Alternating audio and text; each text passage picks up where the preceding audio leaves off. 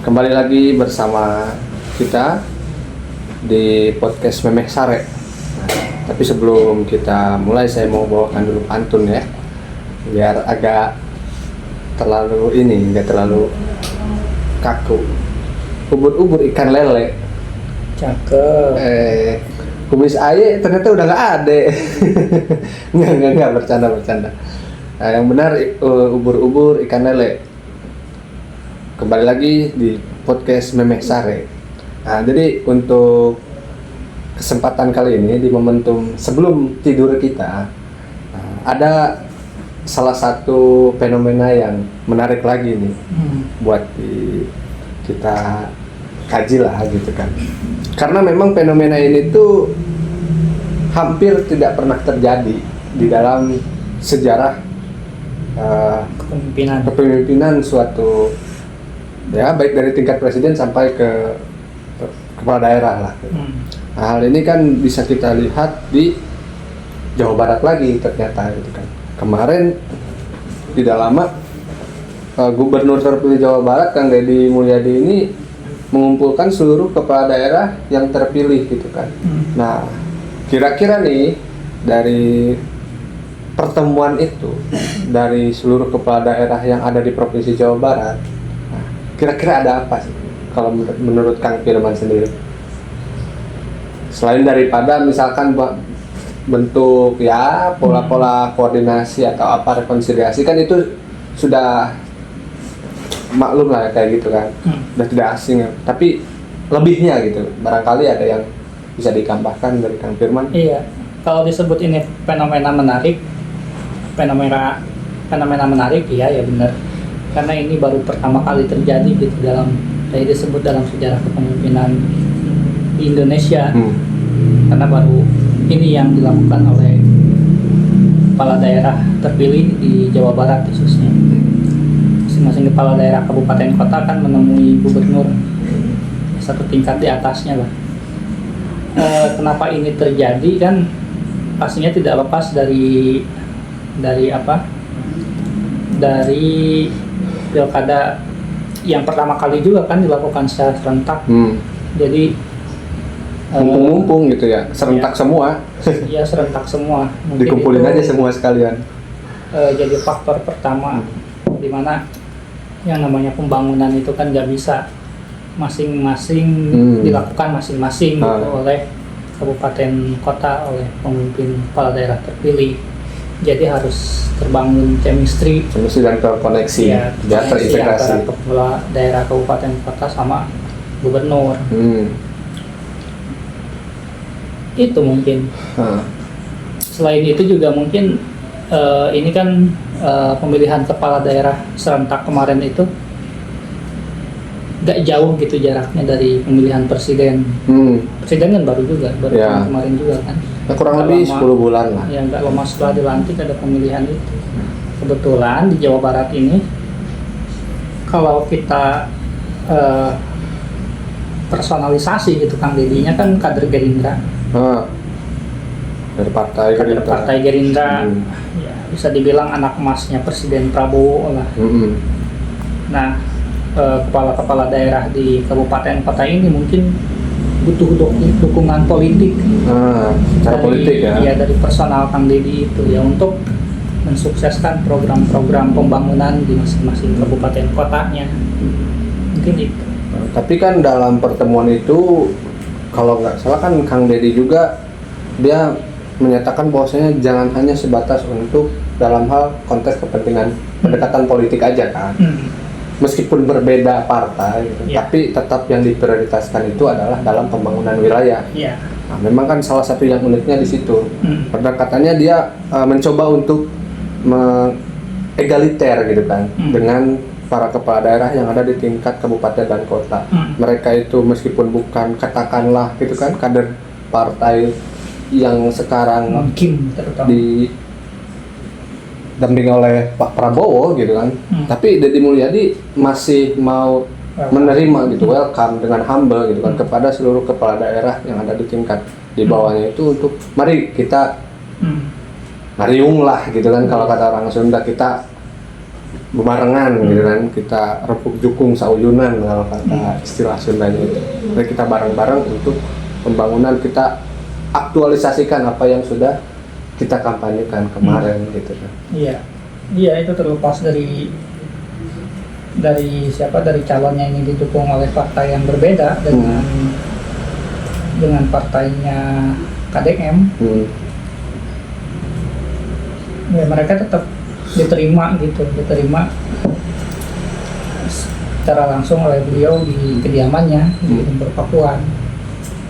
Dan menariknya ini katanya ini sama sekali tidak diundang sama KDM sendiri. Kepala daerah ini ya mungkin ada kesadaran lah bahwa pembangunan itu tidak bisa dilakukan oleh kabupaten itu sendiri. Harus ada kolaborasi dengan pemerintah provinsi, dengan pemerintah pusat. Kan ini menarik dan ini tidak terjadi gitu di provinsi-provinsi lain. Kan sama kalau misalkan alasannya karena kemarin pilkada serentak, harusnya gubernur-gubernur lain seperti di Banten harusnya melakukan hal yang sama. Yang dekat lah ya, Jawa Tengah, Banten gitu kan. Iya. Jangan terlalu tidak dilakukan. Kayak apa ya? Kayak terlalu eksklusif gitu kan. Mentang-mentang kemarin yang mendominasi gitu dalam kancah politik. Sebenarnya kan kalau gubernur mah nggak punya wilayah dia itu. Kebanyakan fenomenanya kalau di yang namanya jadi gubernur itu jadi kabupaten baru. Misalkan kalau di Jawa Barat kan ada 27 kabupaten kota. Yang dulu-dulu kan yang namanya gubernur itu jadi dia memiliki wilayah tambahan. Jadi wilayah ke-28-nya. Nah mungkin Kang Deddy ini berangkat dari situ bahwa gubernur itu tidak punya wilayah. Dia memposisikan diri sebagai pengasuh gitu dari ke-27 kabupaten kota ini. Dan ini ya menyambut baik lah gitu, kayak terobosan kayak begini karena emang bener secara ini kan gubernur tidak punya wilayah. Gubernur hanya perpanjangan tangan gitu dari pemerintah pusat, dari presiden untuk mensukseskan program-program nasional di kabupaten kota kan, sesuai dengan semangat otonomi daerah. Terus itu kan salah satu memang faktor secara birokratis lah ya, pendekatan birokratis. Tapi yang menariknya lagi itu Kang, karena berhubung Kang Deddy ini memang sering menggaungkan semangat kebudayaan. Lagi-lagi kalau menurut saya itu merujuk kembali ke semangat nilai-nilai Kasundaannya itu loh gitu kan. Bosnya kita itu orang Sunda, kalau udah ayo kita bareng-bareng lagi gitu. Jangan lu mentang-mentang beda warna atau beda apa, beda rupa, beda apalah gitu kan. Kita jadi ya nggak enakan gitu atau saling jongklok lah gitu kan, saling dorong, saling sikut gitu. Tapi marilah kita kembali bersama-sama itu dengan semangat yang sama gitu. Iya, meskipun kemarin dipilih secara demokratis kan, namanya lomba lah. Lomba harus ada yang kalah. Semangat yang harus dibangun ke depan bukan semangat untuk mengalahkan, tapi untuk membangun. Orientasinya untuk pembangunan, bukan hanya untuk kemenangan. Bukan untuk hanya sekedar menang. Betul. Terus apa yang dilakukan Kang Deddy juga kan selama setelah ditetapkan sebagai gubernur terpilih, dia memberikan tauladan gitu. Setelah dikumpulkan itu ya banyak yang mengikuti, banyak yang mungkin udah mulai paham gitu orientasi arah pembangunan yang akan dilakukan di Jawa Barat itu kayak gimana, termasuk penghematan kan, Angkasana sini. Terus kemarin sempat ada beberapa kepala daerah di kabupaten kota juga yang mulai yang saya maksud tadi, tauladan itu dalam hal penghematan, tidak menerima mobil dinas. Kan itu ada dampaknya loh, mulai dirasakan. Ada beberapa yang deklarasi saya nggak mau memakai mobil dinas pribadi juga kemarin masih bagus kan, itu bagus. Jadi anggarannya bisa dialokasikan untuk kebutuhan yang lebih prioritas. Dan memang kan yang menariknya itu dari Jawa Barat ini kan memang baru di Provinsi Jawa Barat aja kan yang memang ya para kepala daerah khususnya bupati dan wali kota ini bisa bertemu langsung dengan ya gubernur terpilihnya. Memang kan ini salah satu yang kalau menurut saya itu bisa jadi contoh juga untuk wilayah-wilayah yang harusnya lain. bisa jadi role model. Role model yang memang sangat jadi gebrakan lah. Di era memang kan ya namanya juga kontestasi politik kan panas gitu ya. Kadang-kadang gesekannya itu memang sangat keras gitu. Nah, tapi kan dengan hal-hal yang demikian itu bisa meminimalisir konflik gitu. Sehingga nantinya ketatanan akar rumput masyarakat pun nantinya akan terdidik gitu. Dengan teladan-teladan seperti itu. Nah, terus saya itu ini saya jadi lebih jauhnya. Kadang-kadang kan sosok dari Kang Deddy ini kan yang membawa nilai semangat kebudayaan khususnya kebudayaan Sunda ya. Nah, ini mohon maaf gitu. Saya di sini bukan berarti rasis ataupun primordialis gitu kan. Kadang-kadang kan kalau misalkan kita melihat sejarah, dari sejarah yang memimpin negara kita itu kan jarang gitu kan dari orang Sunda. Nah, kalau menurut saya gitu kan di sini salah satu bentuk yang dilakukan oleh Deddy Mulyadi itu salah satu contoh lah gitu kan. Bahwasanya nih kalau orang Sunda itu kayak gini loh mimpinnya itu, jangan sikat sana sikat sini, tapi kita kalau udah selesai ayo kita selesaikan bareng-bareng gitu. Jangan sampai ada pengkucilan gitu kan, apalah segala macam gitu. Kalau misalkan saya gali lagi gitu kan, dalam sejarah itu kalau misalkan presiden lah, setingkat presiden dari katakanlah orang Sunda itu kan Saprudin aja, itu juga kan pas masa kepemimpinan darurat dulu. Iya, dia kan kelahiran Banten kan, meskipun dengan keturunan Minangnya gitu. Nah, makanya kan ya ini salah satu bentuk edukasi lah gitu kan, untuk kepemimpinan khususnya untuk ini para pemimpin-pemimpin baru nih di wilayah Jawa Barat maupun di seluruh Indonesia gitu kan. Mudah-mudahan dari nilai-nilai yang dibawa oleh Kang Deddy ini bisa menjadi motivasi juga dan inspirasi gitu buat pemimpin-pemimpin nasional yang lain gitu. Sehingga egosentris dan eksklusivitas mereka itu sudahlah gitu kan, jangan terlalu dominan. Nah, terus kira-kira hal apa gitu yang menarik gitu kan kemarin ketika dibahas di dalam pertemuan itu? Ya banyak, cuman saya balik lagi gitu. Ini mungkin bisa jadi role model gitu ya tadi disebut. Cuman saya belum punya cukup data gitu gimana gubernur-gubernur di provinsi lain. Karena Kang Deddy ini kan dikenal dengan politisi sekaligus YouTuber ya. Jadi mungkin yang karena saya tahunya dia itu YouTuber ya bisa diakses lo gampang karena dipublikasikan. Ya mungkin bisa jadi gubernur lain juga melakukan hal yang sama, hanya saja tidak dipublikasi. Atau dengan platform yang berbeda. Ya, dengan platform yang berbeda. Ya tidak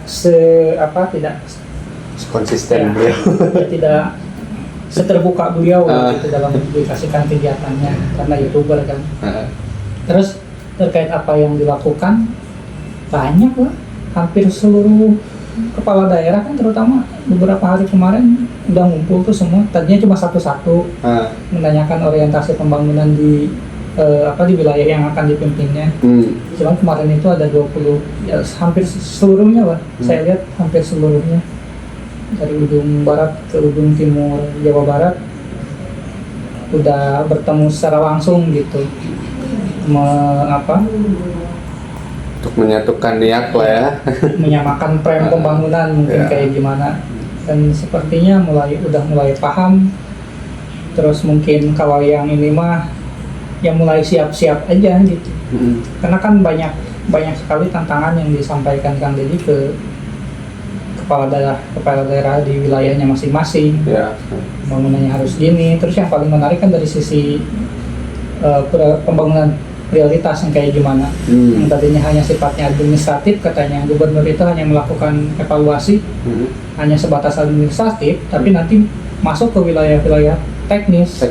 Iya, jadi nanti kepala dinas yang mau membangun apa harus presentasi langsung di depan gubernur, langsung, bukan cuma sekedar laporan aja. Dan ini kayaknya mungkin ini salah satu jawaban lah gitu. pembangunan itu yang terarah. Ya Ya. mudah-mudahan aja ada hasilnya. Apalagi Kang Deddy kan sangat apa namanya targetnya itu nggak muluk-muluk 2027 katanya jalan seluruh provinsi di Jawa Barat, terutama jalan provinsi harus sudah selesai. Pembangunan antar wilayah udah tersambung, terkoneksi. Meskipun diwariskan hutan. Iya. Meskipun diwariskan hutan. Ya itu mah nggak apa-apa selama untuk pembangunan mah. Meskipun pembangunannya hanya untuk kalangan tertentu. Ya.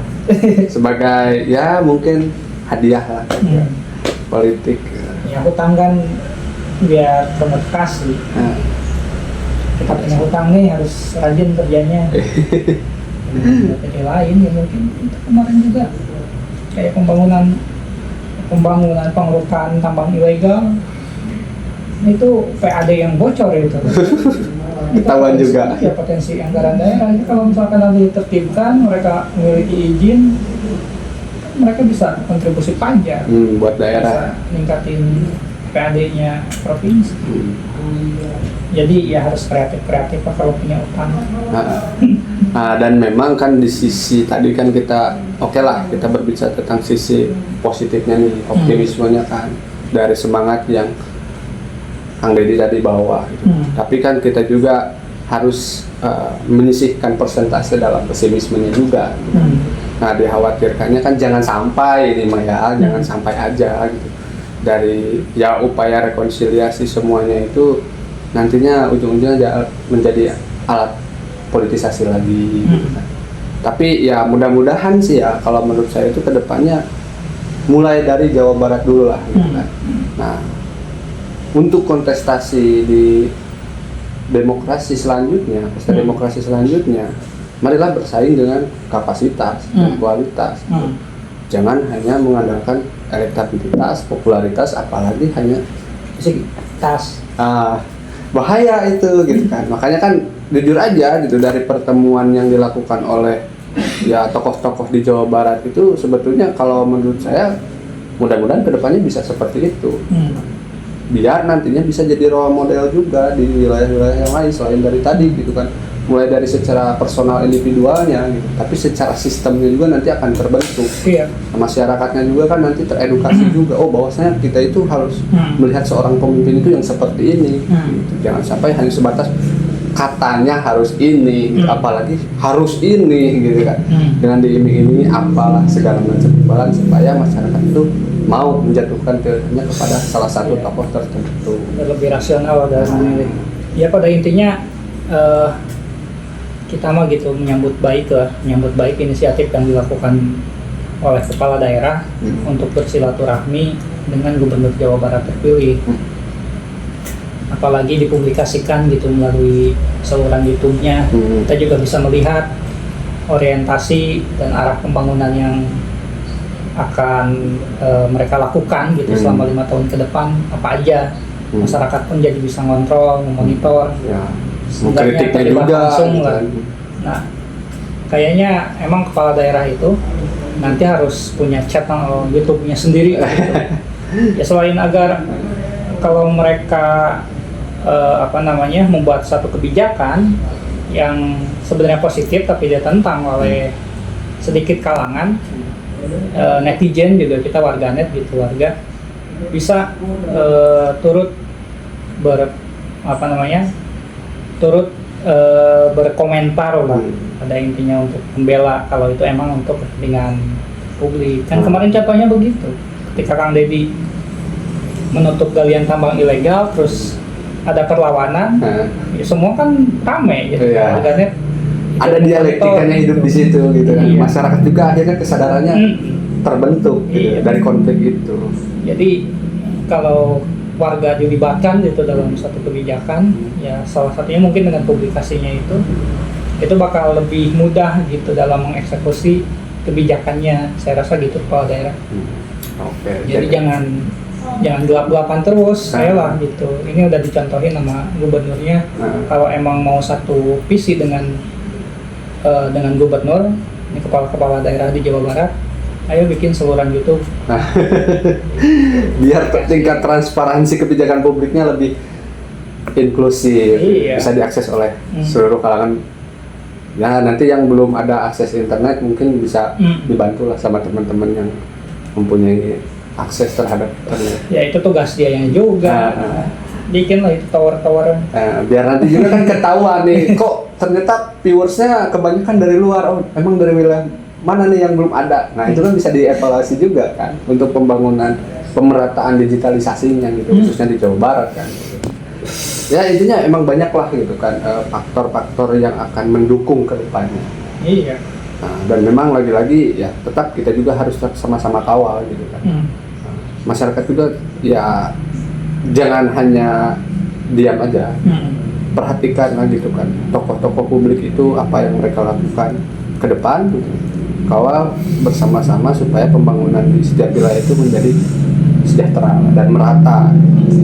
Jadi sekian aja dari bincang-bincang podcast Menesare malam ini.